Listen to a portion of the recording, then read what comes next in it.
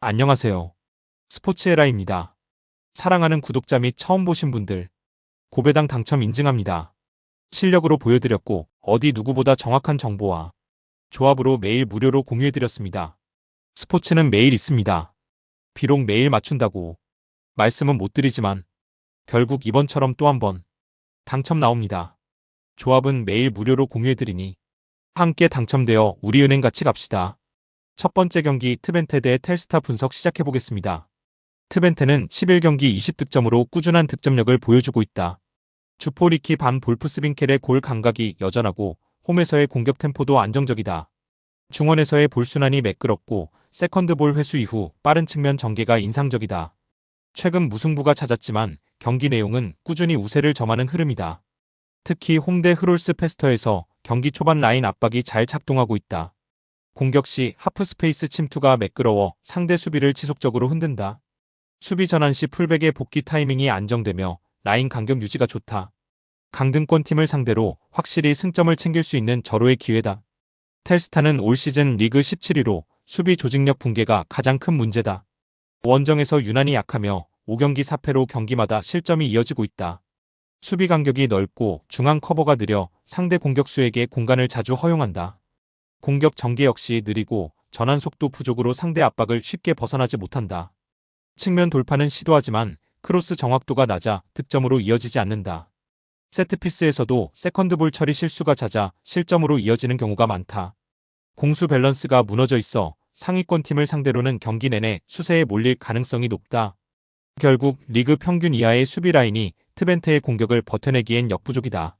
트벤테는 최근 무승부 흐름을 끊기 위해 공격적으로 나설 것이다. 리키 반 볼프스빈켈을 중심으로 한 전방 압박과 세컨드볼 장악이 핵심이다. 텔스타는 수비 불안과 라인 간격 유지 실패로 실점 위험이 높다. 경기 초반 트벤테가 강한 압박으로 주도권을 잡고 중반 이후 안정적인 볼점유를 이어갈 가능성이 크다. 결국 홈 이점과 공격 효율에서 앞서는 트벤테가 완승 흐름을 가져갈 것으로 보인다. 두 번째 경기 베르더 브레멘 대 볼프스부르크 분석 시작해보겠습니다. 브레멘은 올 시즌 3승 3무 3패로 철저히 기복 있는 흐름을 보이고 있다. 공격진은 꾸준히 득점하고 있지만 수비 집중력 저하로 후반 실점이 많다. 최근 마인츠 원정 무승부로 분위기가 가라앉았고 홈에서 반드시 반등이 필요하다.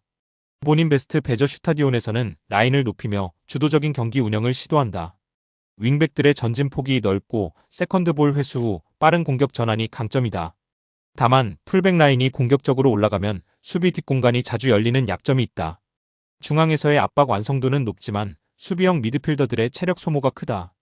이번 경기는 중원 점유율을 높이며 볼프스부르크를 압박할 가능성이 크다. 볼프스부르크는 최근 리그 5패로 추락하며 위기감이 극대화됐다. 압박 타이밍이 어긋나고 미드필드 라인이 쉽게 무너지는 장면이 잦다. 지난 호펜하임전에서도 수비 조직이 완전히 흔들리며 3실점을 허용했다. 공격에서는 중앙 침투가 활발하지만 마무리 과정의 완성도가 떨어진다. 윙 자원들의 크로스 정확도가 낮고 득점 루트가 지나치게 단조롭다. 수비적으로는 풀백 복귀가 늦고 세컨드볼 처리에서 불안함을 보인다. 부상자 이탈로 인해 전력 손실이 커졌으며 팀 분위기도 급격히 떨어졌다. 이번 경기에서 승리를 거두지 못하면 감독 교체설까지 현실화될 수 있다. 브레멘은 홈에서 빠른 템포와 공격적 빌드업으로 경기 주도권을 쥘 것이다. 볼프스부르크는 수비 불안과 부상 공백으로 라인 간격 유지에 어려움을 겪을 전망이다. 경기 흐름상 브레멘이 주도하지만 후반부 체력 관리가 변수로 작용할 수 있다. 양팀 모두 실점 가능성이 크지만 결정력 면에서 브레멘이 한 수 위다.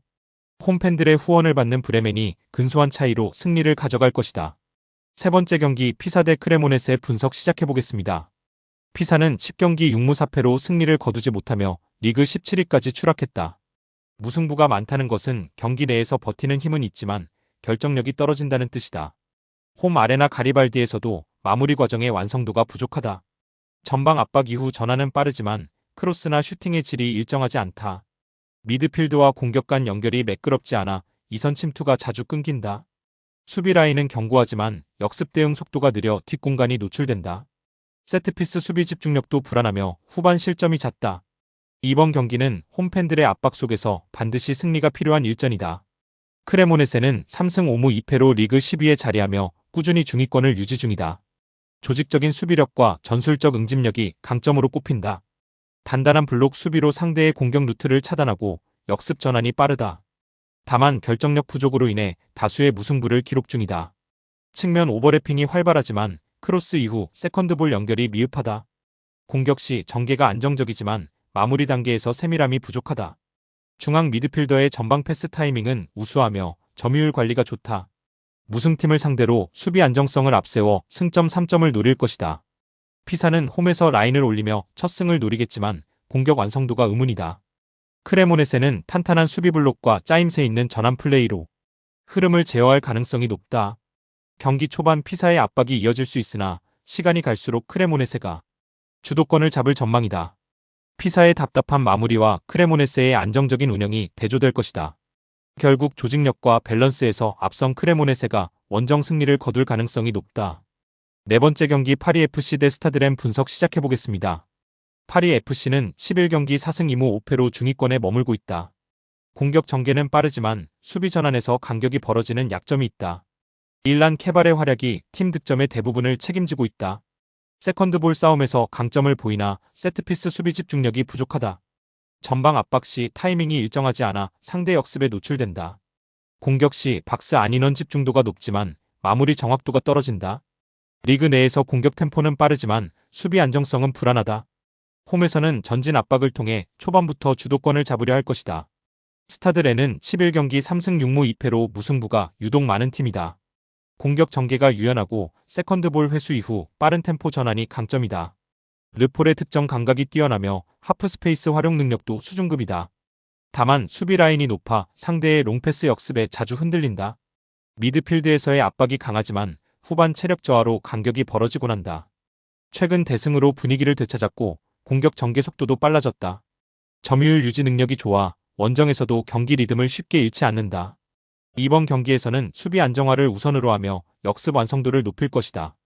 파리FC는 홈에서 공격적인 템포를 유지하겠지만 수비 불안이 발목을 잡을 수 있다. 스타드렌은 르포를 중심으로 한 빠른 역습으로 상대 뒷공간을 공략할 전망이다. 양팀 모두 실점 가능성이 높지만 전체적인 조직력과 결정력에서는 렌이 우위다.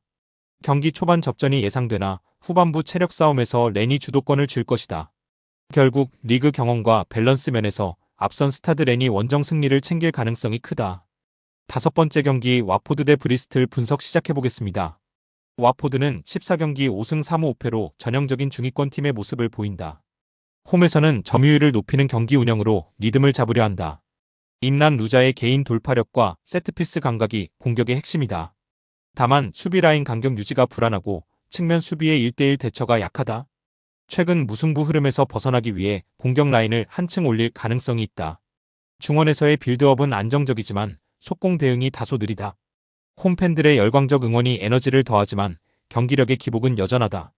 이번 경기에서는 초반부터 강한 압박으로 분위기를 주도할 것이다. 브리스톨 시티는 6승 3무 4패로 시즌 초반보다 하락세가 두드러진다. 최근 2연패로 분위기가 급격히 식었고 수비 불안이 다시 노출됐다. 수비 조직이 무너진 탓에 실점이 늘었고 공격진의 결정력도 저하됐다. 주말 마이너스 주중 연전으로 체력 부담이 크며 원정 연패에 대한 부담도 있다.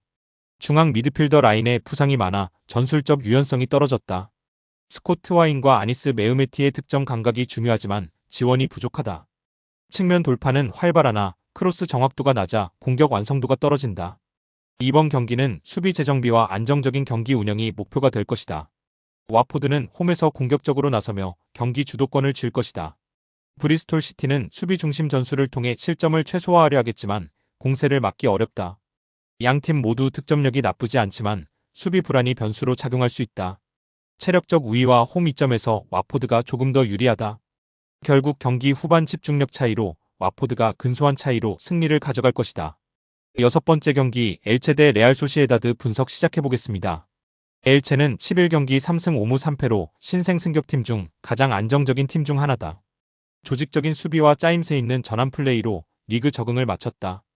홈에서는 라인을 낮추고 역습으로 실리를 추구하는 스타일을 유지한다. 라파미르와 안드레 실바의 투톱이 전방에서 버티며 찬스를 만든다. 다만 최근 4경기에서 승리가 없고 공격 전개 속도가 다소 느려졌다. 중앙 미드필더 라인의 볼 배급은 안정적이지만 세트피스에서 집중력이 떨어진다. 수비 라인의 견고함은 유지되지만 측면 압박 대응이 조금 느리다.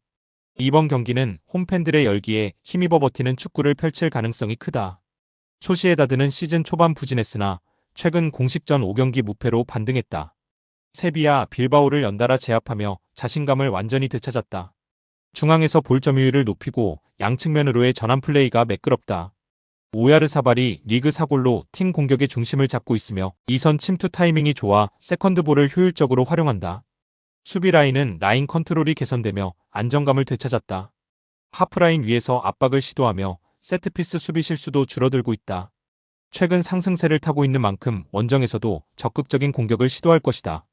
엘체는 홈에서 수비적으로 나서며 버티는 운영을 시도하겠지만 최근 경기력 저하로 인해 후반 체력 싸움에서 불리할 수 있다. 소시에다드는 전방 압박과 빠른 전환으로 경기 흐름을 완전히 잡을 것이다. 엘체의 수비는 끈끈하지만 소시에다드의 공격 완성도를 막기엔 역부족이다. 결국 경기 후반 집중력 싸움에서 소시에다드가 승부를 마무리할 가능성이 높다.